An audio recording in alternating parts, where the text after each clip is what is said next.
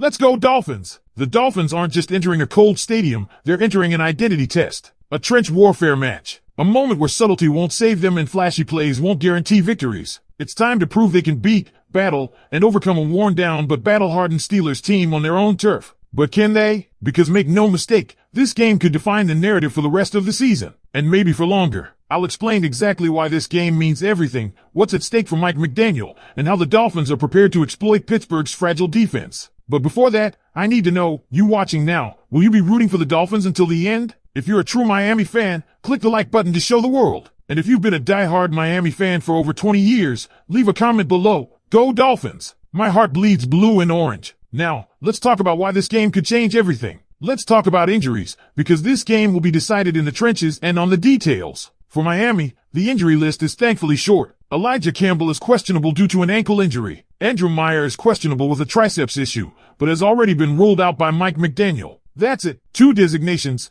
both manageable. And most importantly, Devin Achane? No designation. He's going to play. That's huge. The Steelers aren't so lucky. Darnell Washington has been cleared from concussion protocol and will play, but the spotlight is on rookie defensive lineman Derek Harmon, who is questionable due to a knee injury. And this is crucial. TJ Watt is out. And what happens when Watt doesn't play? Pittsburgh has a record of 1-11 since 2022. That's not just a statistic, it's a death sentence for pressuring the opposing quarterback. And it gets worse. James Pierre, arguably the team's best cornerback this season, is out with a calf injury. This means that recently activated Asante Samuel Jr. will make his starting debut alongside Joey Porter Jr. Now, let's analyze what Miami needs to do to win, and it all starts with the running game. Steelers' run defense is ranked 21st in rushing yards allowed per game. They're 27th in EPA per rush. This is a bottom-tier run defense even when healthy. And now, with Watt and maybe Harmon out, it's a liability. In the past 2 games without Harmon, the Steelers gave up 249 rushing yards to the Bills and 217 to the Ravens. This is the opportunity. This is the moment to break them with the run. Don't abandon it. Don't get fancy in the red zone. Run the ball. Dominate the trenches. Let's be honest, Mike McDaniel has had issues with physicality in his Miami tenure. But something changed after the Week 8 loss to the Falcons. Since then, this offense has been top 10. This rushing attack has been top 3. This is not the same finesse team that wilted in the cold. This is a team that can run over you. And they better, because in this game, if they stray from that identity, it could cost them everything. But running the ball is only part of the story. The other half? Don't give up big plays. The Steelers' offense isn't built to march methodically down the field. They thrive off chunk plays, especially to DK Metcalf.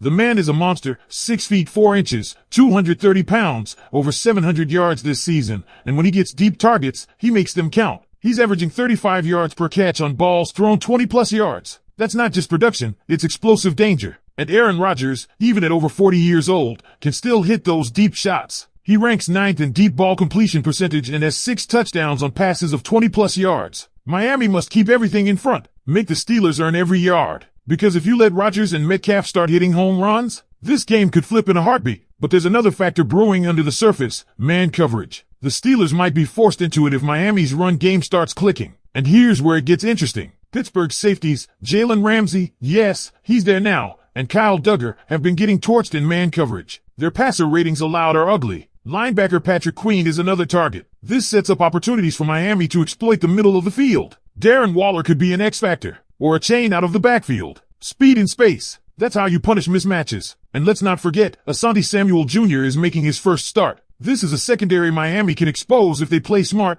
disciplined football. But all of it, every single piece, still hinges on one thing, Tua Tagovailoa. He cannot turn the ball over. And this isn't just coach speak. It's been a real problem. Tua currently holds the highest turnover-worthy play percentage in the NFL among starting quarterbacks at 5.44%. That's not sustainable. The Steelers are the second-best takeaway defense in the league, averaging 1.8 per game. If Tua floats balls over the middle, they'll make him pay. He had 3 turnover-worthy plays against the Jets, 3 against the Saints. He needs to be better, tonight more than ever. This is exactly the kind of game that can define a head coach's legacy. For Mike McDaniel, this isn't just another chance to prove he belongs. This is the moment to silence the loudest critics who claim he can't win when it matters most, in tough environments, against quality opposition. If he pulls this off, in Pittsburgh, under the lights, in the cold, without finesse, just grit and ground dominance, then that firestorm around his name, it starts to fade. But if he loses again, just like in so many road games before, the conversation around his leadership intensifies. And let's not pretend the narrative hasn't been real. The Dolphins, under McDaniel, have stumbled in these big spots. For all the creativity, offensive fireworks, and locker room love, the missing piece has been cold weather toughness. Now, they seem to have found it. Ever since the Falcons game in Week 8, this offense isn't just flashy, it's physical. They've shown they can run the ball no matter where they are, whether it's Miami sunshine or cold New York winds. That's a fundamental shift, and it's the reason why tonight's game feels so pivotal. You look at what's changed, how the offensive line has asserted itself, how the running backs are finding daylight behind disciplined blocking schemes,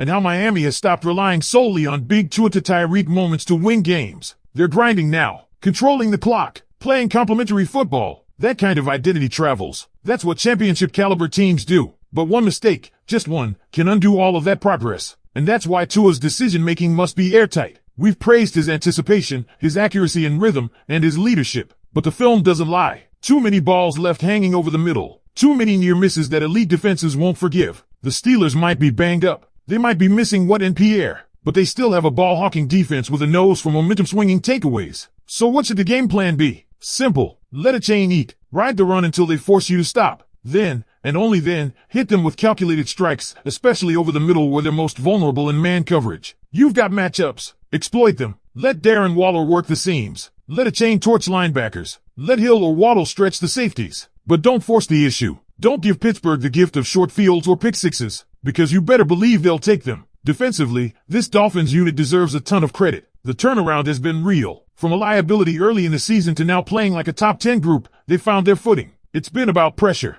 It's been about discipline. And most importantly, it's been about limiting explosive plays. That's exactly what they'll need again tonight. You don't have to fear the Steelers' offense, but you must respect their ability to strike quickly if you're undisciplined. DK Metcalf is a cheat code if you give him a step. Aaron Rodgers may not be peak MVP form, but he's still surgical when given time and space. And in these low-scoring, grinded-out types of games, one deep ball could be the difference between heartbreak and triumph. The opportunity is here. A national audience. A beatable, wounded opponent. A team that has shown it can change its stripes and adapt. This isn't about proving something to the league anymore. It's about proving it to themselves. Proving that this version of the Dolphins isn't just hype. That this isn't just another roller coaster season destined to crash in December. If they win tonight, they do more than keep their playoff hopes alive. They shift the narrative. They earn respect. And maybe, just maybe, they give us the proof we've all been waiting for, that Mike McDaniel, Tua Tagovailoa, and this Miami Dolphins squad are finally ready for the biggest stage. Dolphins fans, this is where I leave it in your hands. Do you believe? Is this the moment the narrative finally flips in our favor? Drop your score predictions, your gut feelings, and your bold takes down in the comments below. And if you're still watching,